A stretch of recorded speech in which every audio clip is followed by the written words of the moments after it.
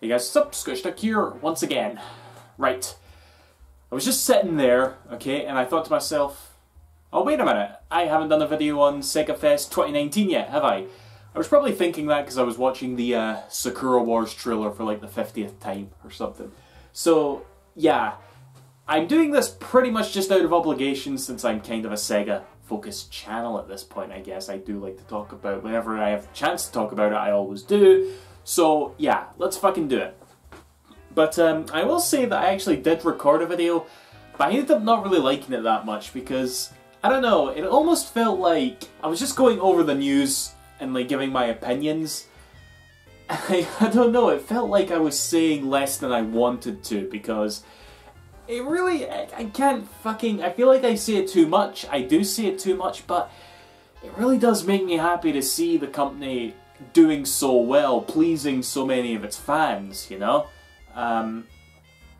It makes me wonder, like, is that gonna go away soon? Are they gonna go back to being fucking 2004, 2005 Sega, or maybe like late 2013 Sega, where it was just like Total War, Football Manager, Sonic, and Aliens, pretty much, you know? Then of course, like recently they bought Atlas and everything went good again, which is awesome.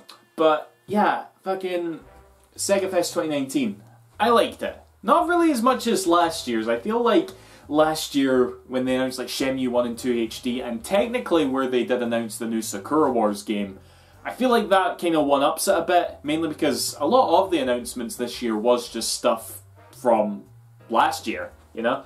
So yeah, let's go over all of them bit by bit, and I'll just give my opinion on it. Fuck it. So really the only 100% new announcement that we got was that they're making a bunch of brand new Olympics games. Sega, I guess, like, I just googled this very slightly. I guess Sega lost the rights to make an Olympics-based game after Rio, in 2016, and Ubisoft made an Olympic game on the 2018 Winter ones, and now Sega's got it back. I suppose maybe because it's taking place in Japan, they're a bit more keen to do this one. But yeah, they got the rights back and they're making a sort of realistic, serious one. Actually, I say that, it doesn't look serious or realistic at all. Have you seen that gameplay with like the particle effects and how some of the characters are moving? Looks actually really goofy, almost, but that is literally the official Olympics game. Yeah, be curious to see how that turns out. But alongside that, probably the thing people are going to give more of a shit about is a new Mario and Sonic game. It's funny, right? It actually doesn't feel like... It feels like that series has been away for a while. Like, I don't know, maybe it's because it had to go into the Wii U where it didn't sell as well. But it only took, like, the one Olympic event off. It was there for 2016, missed 2018, now it's back for 2020. I guess maybe because now they'll be making the game on a much more, like, popular console this time round. That's why they're going back to it. Either way, I'm kind of excited about that, you know, funnily enough. I'm not a big fan of the Mario and Sonic Olympic games at all, but I feel like they're important. I feel like that word gets used as clickbait so much, and I kind of cringe at myself for using it. But I do think that. I do feel like, you know, it's an important event in gaming to have these two mascots go at each other in the Olympics, you know, so I'll be very curious to see how that goes. They also announced that Mario and Sonic is coming to the arcade, and they are going to make a Sonic-centered Olympic Games for phones. No Mario on there, which I guess is fair enough. But yeah, that's coming, and again, that was the only like real proper, we had no idea about this announcement that we got, which is pretty alright, you know.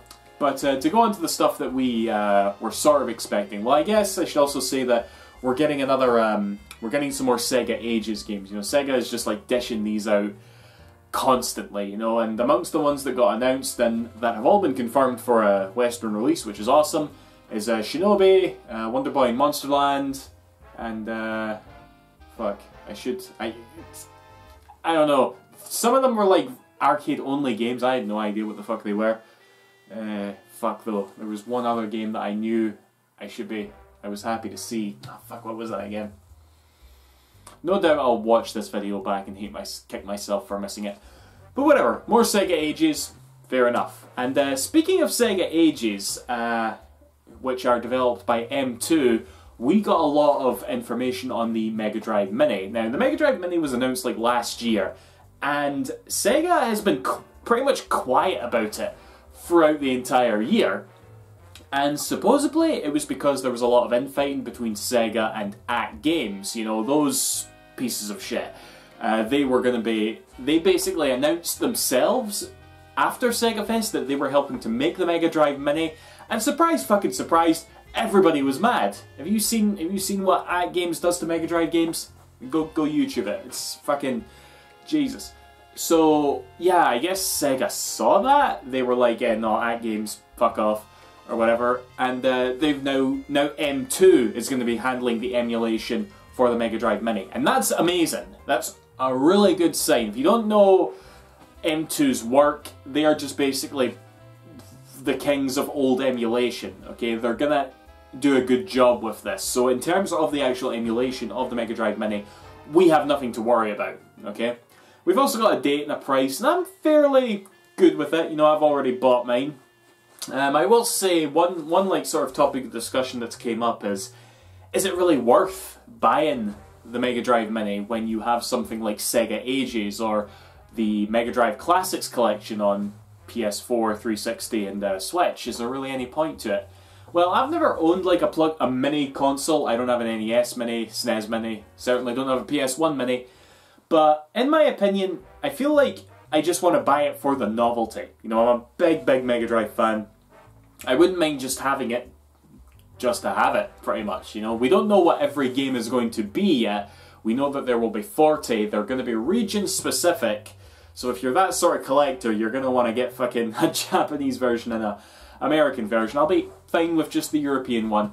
But yeah, there's still more to come, and there's some third-party shit in there as well. So it's quite good. I'm excited. I'm excited for the Mega Drive Mini. I've already got mine pre-ordered. So we'll see. We'll see. I'm sure it can't be as bad as the PS1 Classic. Surely not. Surely not. Yeah, there was probably the main event of the whole fucking show was Sakura Wars. They actually had like a whole section dedicated to like past Sakura Wars games, and they revealed the trailer for the new game. By the way, guys, do you know that's... Go see that trailer. It looks gorgeous, doesn't it? It looks absolutely beautiful. Do you know that's being made by Sonic Team? Yeah, Sonic Team. Sonic Team is making Sakura Wars. Okay, to be fair, I'm pretty sure that it's the Valkyria Chronicles 4 guys that recently got absorbed into Sonic Team. But I think Sonic Team's logo is going to be on that game, which is really crazy to me, you know? And some of you will also know, here it is here. Actually, I don't know if I think I did tweet about it. But on that Sunday that SEGA FES was still going on, I actually finished Sakura Wars So Long My Love. And I thought it was really good. I wouldn't say that I'm like particularly taken by the game, you know. I wouldn't say it's like a series that I'm like super into now, you know. I enjoyed it. I definitely enjoyed it.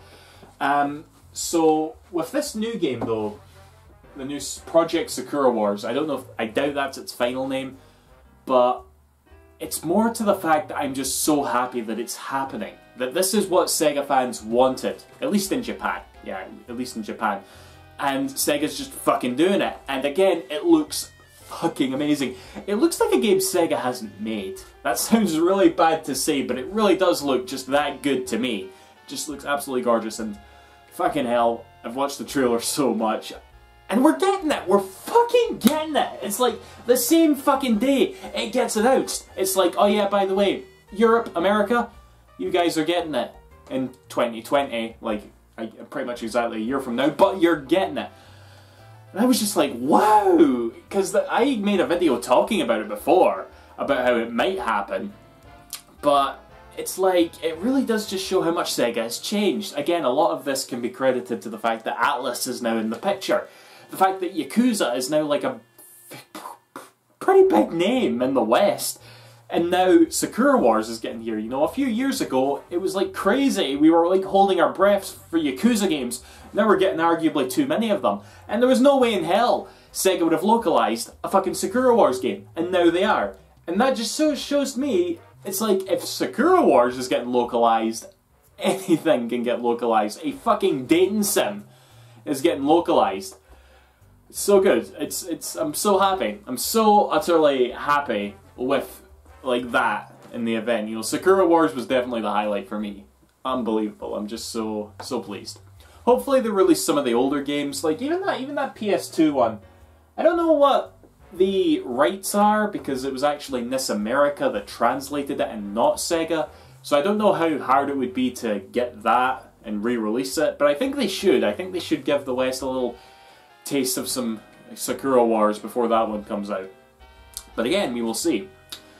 Right, and that was pretty much it for the main announcements, but one thing that did actually get shown off that I want to talk about was the April Fool's joke that happened the very next day, where they had a guy filming another guy working at his computer or whatever it was, and it was seemingly gameplay of the next Yakuza game. Not Judgment, not any remaster, the actual next Yakuza game starring the new protagonist, Kasuga Ichiban. And you just see the gameplay, and it's a fucking turn-based JRPG. He's on the streets of Kamurocho, it's on the Dragon Engine, it looks gorgeous, but he's literally got like hit points and MP, and he's fighting these guys who are trying to beat him up using like super move points, and it's like, you watch it and immediately you're like, okay, that's an April Fool's joke, but it's a very elaborate and very cool looking April Fool's joke. Then Sega released like the whole thing as a video on their Japanese channel, and that video almost, at the time of this recording, it has almost as many views as the Sakura Wars reveal trailer, which is over roughly like 500,000, okay? Folk are digging it. I actually really hope that that sort of thing is in the final game. Like, is like, maybe replace the clan creator and make that the sort of like main mini game. You just like go around Kamurocho with people and get into turn-based battles, because yeah, that's, I don't know, it was just a really cool April Fool's like joke there or whatever. Hopefully we see it in the final game. Right, wow, I have a lot more to say than I thought I did. I felt like it was better than my first video, but yeah, that's that. I doubt this will be my last Sega video recently. I'll probably make some more stuff. I'm still got quite a buzz from the whole event. So yeah, I'll leave it there, guys. So yeah, see you after. Thanks for watching. Bye bye.